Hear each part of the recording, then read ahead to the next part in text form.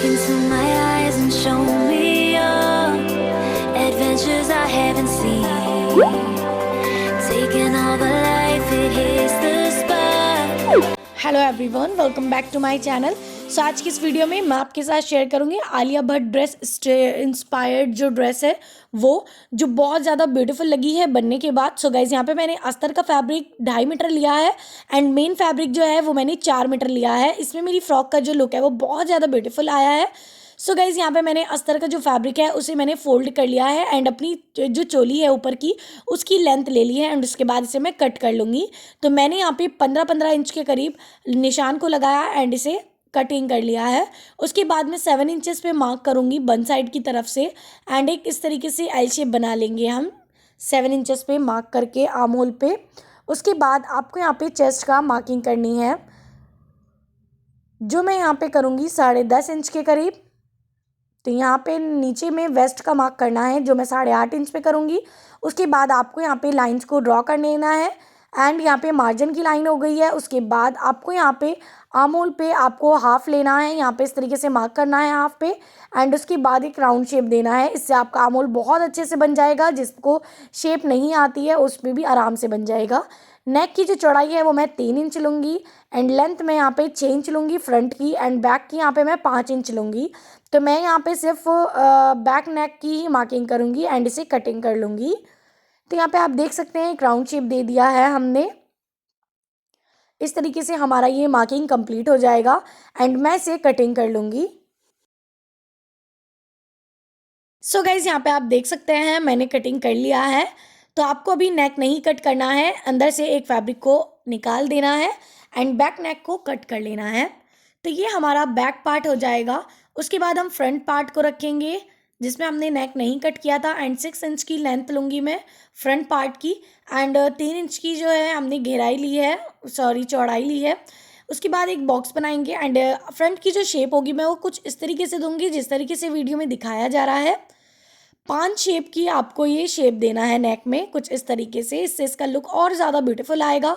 Arm hole में आपको और गहराई कर देनी है जिससे आपका जो बगल की साइड से उठा उठा हिस्सा होता है वो नहीं होता अगर आप आर्म होल को गहराई कर देते हैं फ्रंट वाली का।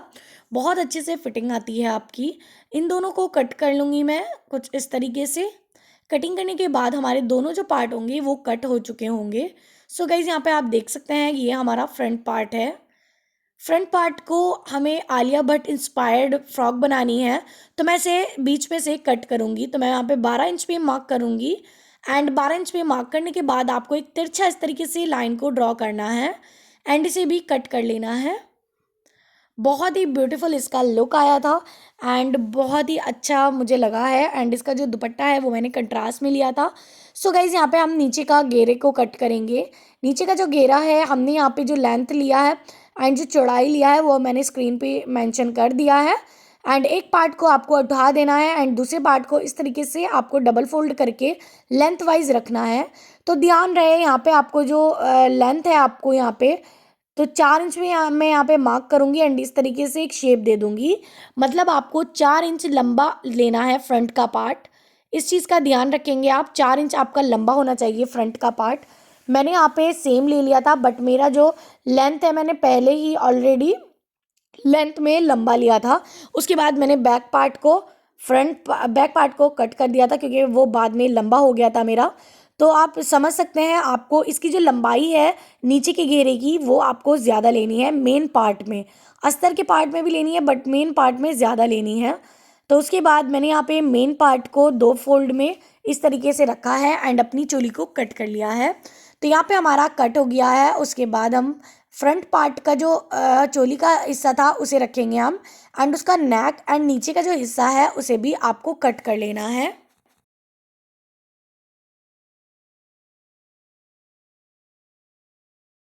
तो कट होने के बाद चोली को हमने यहाँ पे डबल फोल्ड करके एक फैब्रिक लिया है जिसमें मैं स्लीव्स को कट करूँगी।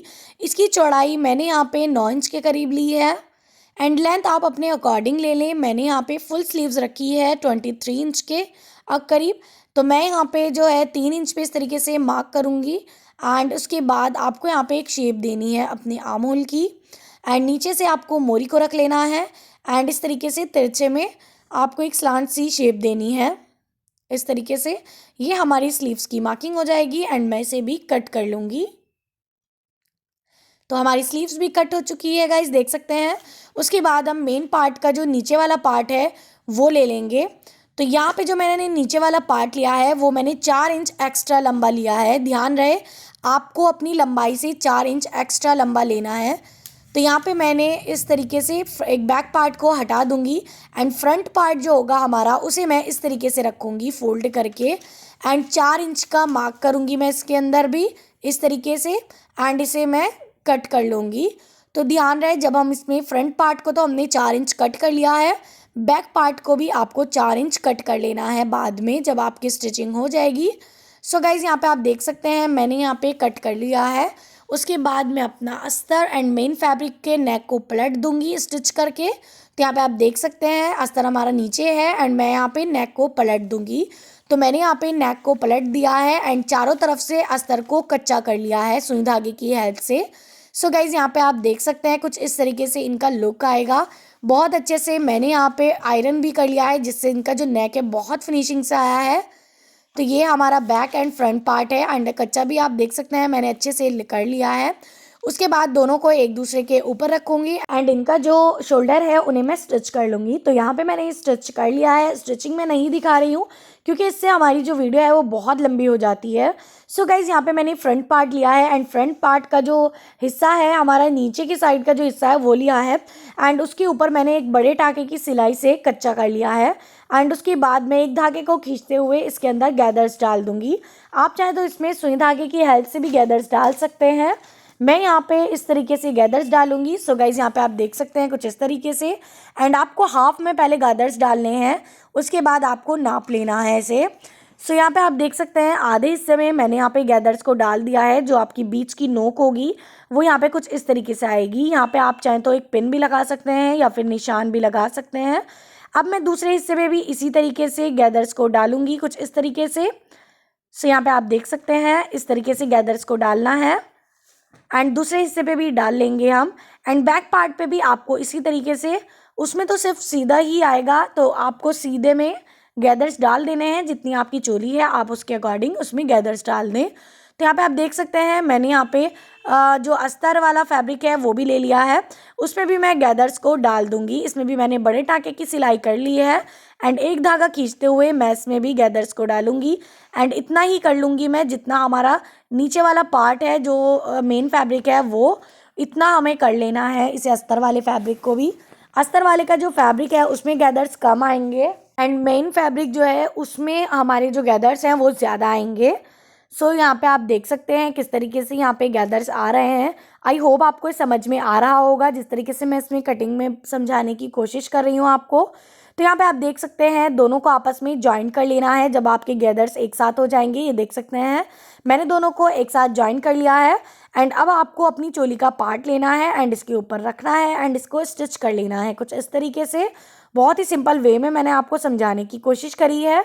तो यहाँ पे मैंने अच्छे से इसे स्टिच कर लिया है। अब आपको बैक पार्ट का भी लेना है नीचे वाला पार्ट एंड उसमें भी आपको इसी तरीके से गैदर्स डाल लेने हैं एंड अस्तर में भी गैदर्स डाल के आपको स्टिच कर लेना है एंड इसे भी आपको अपनी चोली के ऊपर रखना है एंड इसे स्टिच कर लेना है। उसके बाद में इसको और ज़्यादा ब्यूटीफुल बनाने के लिए इस ड्रेस को मैं यहाँ पे इस तरीके से ये लेस लगाऊंगी। आप नेक पे लेस पहले भी लगा सकते हैं, मैंने यहाँ पे बाद में प्रेफर करी है क्योंकि ये बाद में चुभती है लेस इस वजह से। तो इसके बाद आपको यहाँ पे नीचे की साइड भी वी शेप में अपनी लेस को लगा देना है। सो यहाँ पे आप देख सकते हैं मैंने नेक पे एंड नीचे वेस्ट पे अपने जो है लेस को लगा दिया है। उसके बाद साइड की फिटिंग करेंगे हम। साइड की फिटिंग करने के लिए आपको वेस्ट तक फिटिंग करनी है एंड उसके बाद मेन फैब्रिक को फिटिंग करना है नीचे की साइड एंड उसके बाद आपको मेन फैब्रिक को अंदर करके अस्तर वाला जो फैब्रिक है उसके ऊपर फिटिंग करना है। बहुत अच्छा लुक आता है इस तरीके से फिटिंग करने से। तो दूसरी तरफ भी आपको इसी तरीके से फिटिंग करनी है। पहले वेस्ट तक आपको चारों फैब्रिक में स्टिच करना है, उसके बाद आपको मशीन में से अपने फैब्रिक को निकाल लेना है एंड जो मेन फैब्रिक है उसको आपको स्टिच करना है, अंदर कर देना है उसके बाद आपको मेन फैब्रिक पे स्टिच करना है। सो गाइज यहाँ पे मैंने इसे स्टिच कर लिया है पूरे फ्रॉक को अपने। उसके बाद मैं इसमें अपनी स्लीव्स को अटैच करूँगी। तो यहाँ पे आप देख सकते हैं नॉर्मल आपको गोल स्लीव्स को अटैच कर लेना है तो यहाँ पे स्लीव्स अटैच होने के बाद कुछ इस तरीके से इसका लुक आएगा। नीचे की साइड से आपको इसे डबल फोल्ड कर लेना है या फिर आप पिको भी करवा सकते हैं। सो यहाँ पे आप देख सकते हैं इस तरीके से। एंड इसका लुक आपने शुरू में भी देख लिया होगा इस फ्रॉक का कितना ब्यूटीफुल आ रहा है। आपको कोई भी ड्रेस बनवाने का हो या फिर आपको ड्रेस का डिज़ाइन मुझे दिखाना हो तो आप मुझे इंस्टाग्राम पे फ़ोटो भेज सकते हैं। सो गाइज़ ये है मेरा फाइनल लुक इस ड्रेस का। आई होप आपको अच्छा लगा होगा। Thank you for watching.